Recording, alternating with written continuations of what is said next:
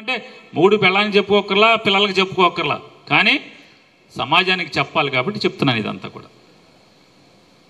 అది ఆ రోజు సంగతి జరిగింది. మన అదృష్టవశాత్తు నా శ్రీమతి కోసం విపరీతంగా ట్రై చేశారు. నా జీవితంలో అయితే అంటే ఏ పగోడికి కూడా రాకూడదు. భార్యను తీసుకుని దాక్కుంటూ రోజుకు లేదా 2 రోజులకు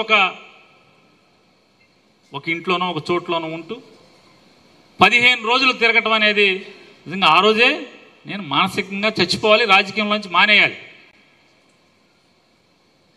ఎవరికి రాకూడనటువంటి దుస్థితి అది. చివరికి అదృష్టవశాత్తు యాంటిసిపేటరీ బెయిల్ వచ్చింది. బెయిల్ వచ్చాక కూడా వదల్లా. జనవరి 1 తారీఖున నా భార్యను పోలీస్ స్టేషన్కి పిలిచి 4 గంటల పాటు ఇష్టం వచ్చినట్టు మాట్లాడాడు సిఐ గారు. రోజు ఇది నడుస్తుంది. దీనికి సమాధానం చెప్పే రోజు, వాతకి 10 వాతలు పెట్టే రోజు ఖచ్చితంగా వస్తుందనే ఊరుకున్నాను నేను.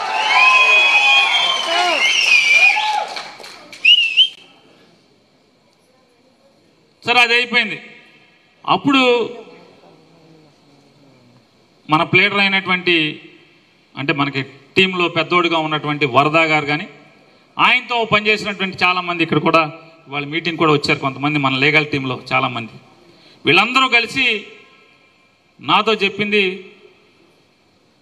దయచేసి మేడం గారికి బెయిల్ వచ్చే వరకు నువ్వు నోరు తెరవబాకు, ఇప్పబాకు, మాట్లాడబాకు అని నన్ను అందరూ బతిమాలారు.